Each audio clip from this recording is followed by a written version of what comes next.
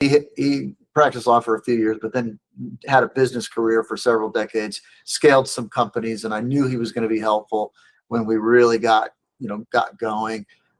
He was like the integrator, but full time, if you can imagine. And well, like a COO of sorts. Yeah, he is the COO.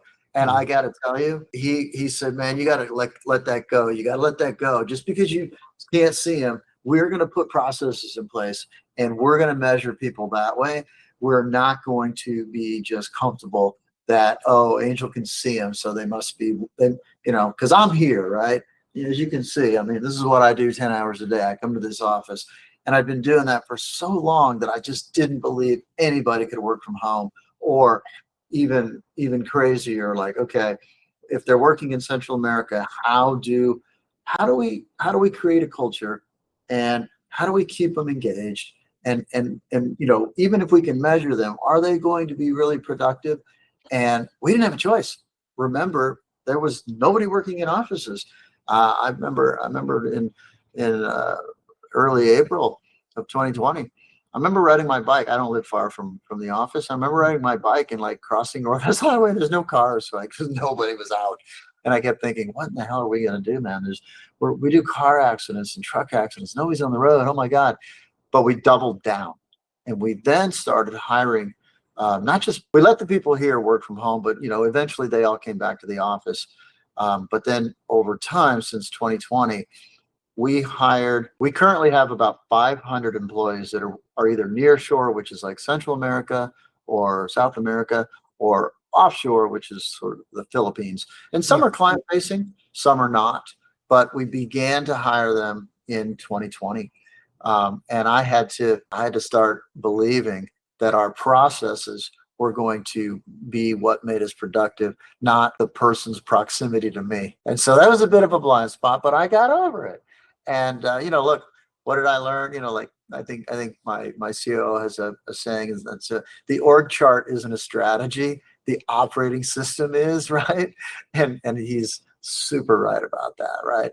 You can do all that stuff, but you better have some really good business processes in place. And I guess I didn't lack them in the 90s, 2000, 2010s, but they got really better with the addition of the COO and the discipline of, making sure the cadence was there, having the KPIs.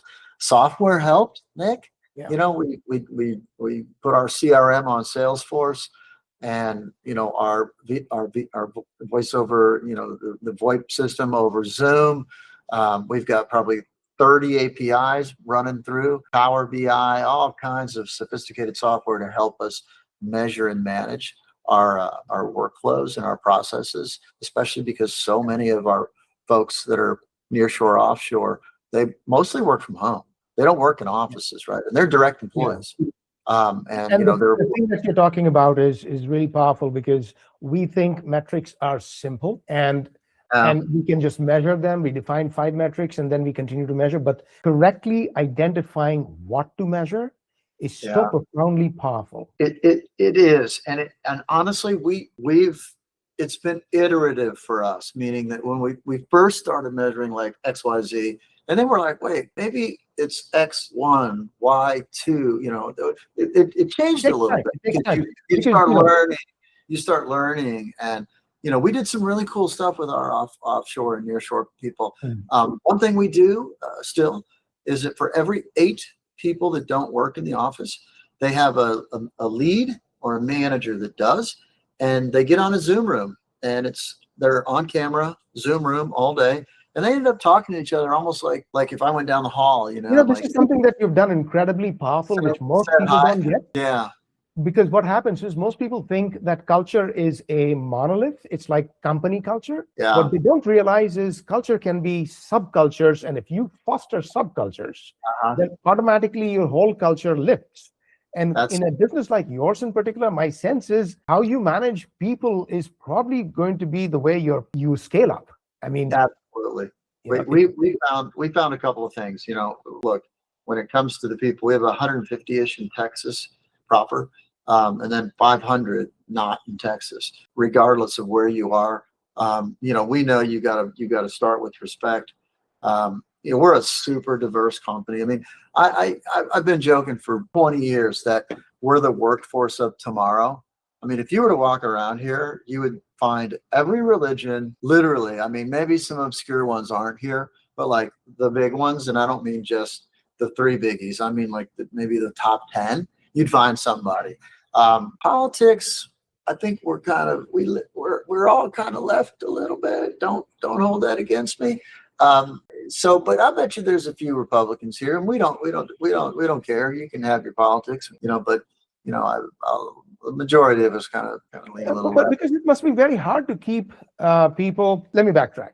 Yeah. So keeping employees happy is not the same thing as culture. It's good to have. So we start with respect, no matter where you work in the world, and that's 13 countries for us. Start with respect. Start with lots of training. That is something that took us a few years to really understand that needs client first, right? But then training. Like our people, if you don't train and retrain and continue to train, and don't pull your best people off to train people. No. Go get people who only train, and that's all they do. And man, have we really made a difference. We now have people near shore and offshore that have been with us for 4 or 5 years, and they're now leads and managers. Some of them became trainers. And the reason they're still here is because we pay a little bit better, because we don't use like an intermediary. I went to Nicaragua and put on at a hotel, like we're hiring, and hundreds of people showed up, and I would talk to them in English and Spanish, and we gave a lot of them a chance. Now, admittedly, Nick, I'd say for every 5 that get through training, 2 will make it to the 9-month mark or more. But so not everybody works out, but we're consistently bringing on new classes, if you will, and we give everybody a shot. And look, we travel to these countries. We do not just the management training stuff, but all the new people. Anybody new for that year, they come for like 2 or 3 days of training with our people from Texas, doing it with their managers and leads. And so, I think showing up it's kind of I think it matters. I don't know. I think the people. I think it's always a balance. There is a balance. The problem is that a lot of consultants and McKinsey kind of people try to project as if this is the way. And that's fundamentally wrong. I believe in Buddhism. I'm not a Buddhist, but I believe in Buddhism. And one of the fundamental principles of Buddhism is balance. You can't overdo anything. You can't underdo anything. Right. And so that's just like a guiding principle, right? Don't your parents say that? Like, don't not eat, but don't overeat. Too much milk, not so good. A little bit, fine. I think that goes for everything, right? Yeah, it goes. Like I use the word medicine. I mean, medicine is it's medicine if you take in the right amount. You overdo it. Exactly. No, 100%. Like, you better watch your ass, because you're right.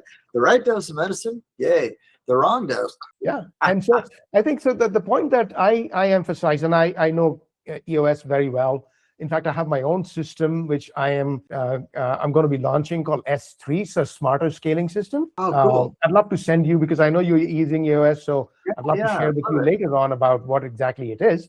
And it's fundamentally different from scaling up and EOS.